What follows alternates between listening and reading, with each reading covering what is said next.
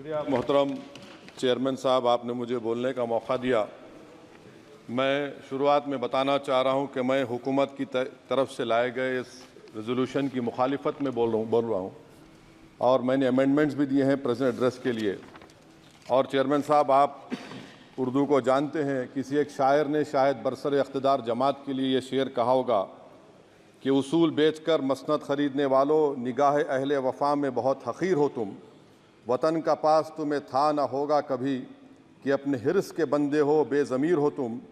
इज़्ज़त नफ्स किसी शख्स की महफूज नहीं, अब तो अपने ही निगहबानों से डर लगता है।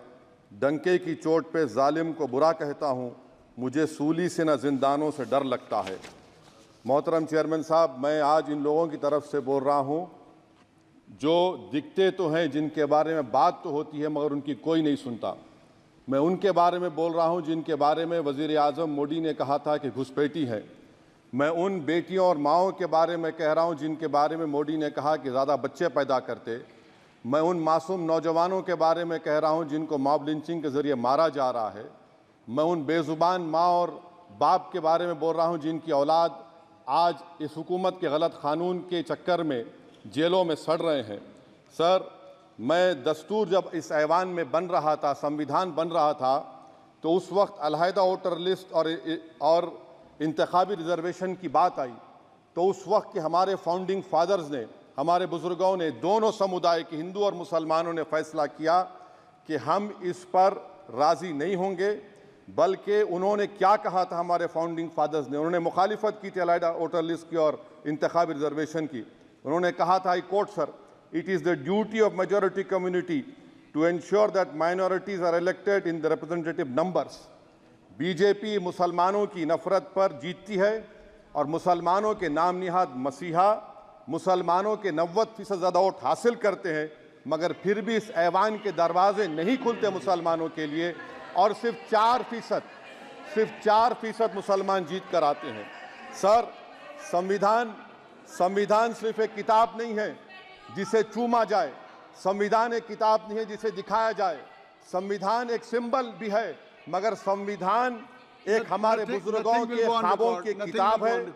हमारे जमहूरियत को हमारे बुजुर्गों ने इस तरह समझा, हमारे फाउंडिंग फादर्स ने इस तरह जमहूरियत को समझा कि इसमें हर समुदाय और मजहब और समाज के मानने वाले लोगों की राय को शामिल किया जाएगा इस मुल्क को चलाने के लिए। मगर इस ऐवान में सिर्फ 4% मुसलमान जीत कर आते हैं।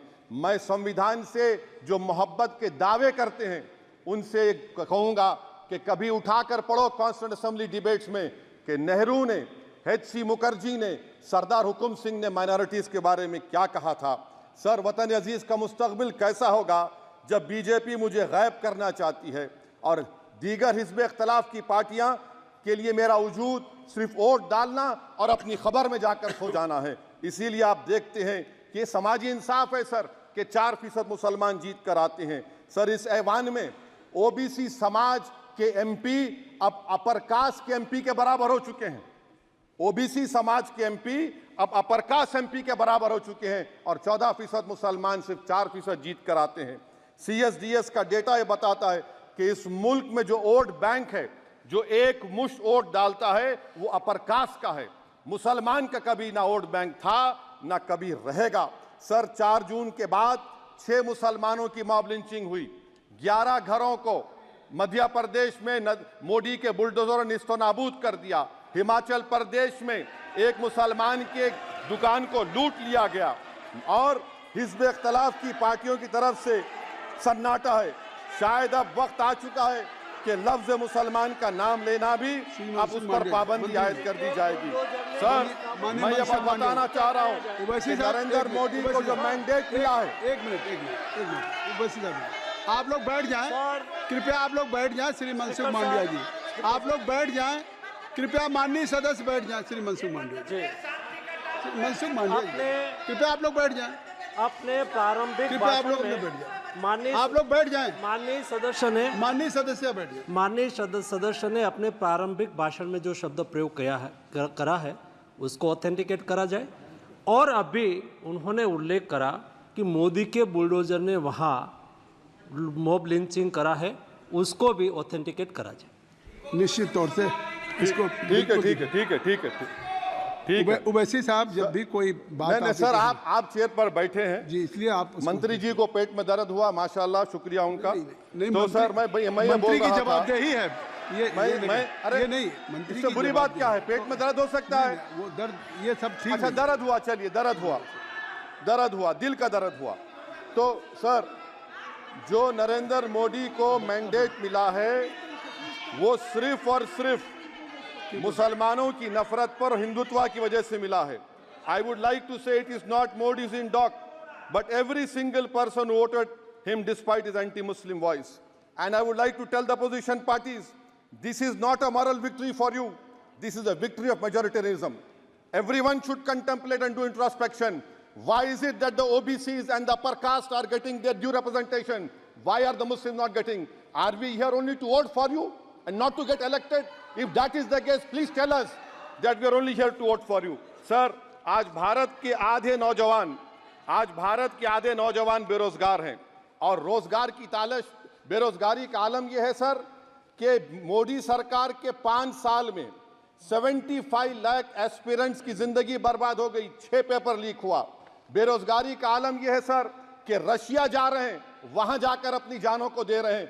बेरोजगारी का आलम यह है कि नरेंद्र मोदी रोजगार का कैंप चलाती है नौजवानों के लिए कि तुम इजराइल में जाकर काम करो, उनको कैनन फॉडर बना रही है ताकि फलस्तीनियों की जायदादों को हड़प कर सके। ये भी कंक्लूड मैं, अरे सर मेरा टाइम है। कहाँ टाइम है सर? आप ये टाइम ले लिए मेरा। सर मैं 2 मिनट दीजिए। ये विश्वगुरु की पॉलिसी है। इजराइल को 27 टन हथियार जा रहा है। 9 मिलियन भारत के लोग गल्फ में काम करते हैं, क्या असर पड़ेगा? 47,000 इजरायली फलस्तीनी मार चुके हैं। क्या है हमारी पॉलिसी सर? क्यों हथियार दे रहे हैं सर? नस्लकशी हो रही है। सदर जमहूरिया के खुतबे में राष्ट्रपति के सर मैं उसी पे बोल रहा हूं सर, उसमें लिखा हुआ है फॉरेन पॉलिसी के ऊपर, आप पैराग्राफ नंबर 25 देख लीजिए। सदर जमहूरिया में सैचुरेशन अप्रोच है। क्यों नहीं मोदी सरकार माइनॉरिटीज को फ्री स्कॉलरशिप को डिमांड करती है सर? उसका आपने बजट कम कर दिया। सर बनारस का बुनकर 18 महीने से मंडी का शिकार है, सूरत और बेंगलुरु जा रहा है। सर आखिरी बात कंक्लूड कर रहा हूं, आखिरी बात सर, पनून केस में निखिल गुप्ता, मोदी ने कहा था कि हम घर में घुसकर मारा, तो निखिल गुप्ता को किसने ऑर्डर दिया था पनून को मारने का? अगर नहीं दिया तो उसको बचाइए, और अगर दिया नहीं तो फिर उस पर पीएमएलए क्यों नहीं लगाकर? सर समाप्त करो। कमेटी बनाई आपने, उसका क्या हुआ? सर हम एससीओ को नहीं जा रहे। सर मैं आपको बता रहा हूं कि मैं अपनी इस तकरीर को टीपू सुल्तान की नजर, सुनिए सर, अब हो गया खत्म कर रहा हूं सर। मैं अपनी तकरीर को टीपू सुल्तान के नजर कर रहा हूं। ये टीपू सुल्तान की फोटो है, क्या आप इससे भी नफरत करेंगे? सर ये संविधान में टीपू सुल्तान की फोटो है जिस पर वल्लभ भाई पटेल ने साइन किया, श्यामा प्रसाद मुखर्जी ने साइन किया। ये आपकी नफरत है सर। आखिर में मैं अपनी बात को खत्म कर रहा हूं इस शेर पर कि क्या दिन दिखा रही है सियासत की धूप छांव। जो कल सपूत थे वो कपूतों में आ गए, थे इस कदर अजीम के पैरों में ताज थे, इतने हुए जलील के जूतों में आ गए। बहुत बहुत शुक्रिया सर। रियाज इस्लामिक स्कूल तालीमी मैदान में एक नया इनकलाब। इस्लामिक और मॉडर्न एजुकेशन की अजीम दरसगाह। 23 साल तजुर्बे के बाद तलबा और तालिबात के लिए रियाज इस्लामिक स्कूल पेश करता है हिफ्ज़ कुरान, नाज़िरा कुरान, क़ायदे के अलावा नर्सरी ता 10वीं जमात तक के तालीम का बेहतरीन नज़्म। बच्चों के लिए हॉस्टल की सहूलत, मुस्तहिक़ तलबा के लिए खुसूसी रियायत, तलबा और तालिबात के लिए अलहदा क्लासेस के माकूल नज़्म, खुसूसी computer classes, hardware and software training, बच्चों में तहरीरी और तकरीरी सलाहियतों को उजागर करने के लिए हफ्तावारी प्रोग्राम, काबिल और मुशफ़िक़ असातिज़ा इकराम की निगरानी में बेहतरीन तालीम नज़्म। सुबह 8 बजे तक शाम 4:30 बजे दाखिले जारी हैं, उजलत कीजिए। Riyaz Islamic school, opposite lane, new SR petrol pump, Vattapalli, Hyderabad.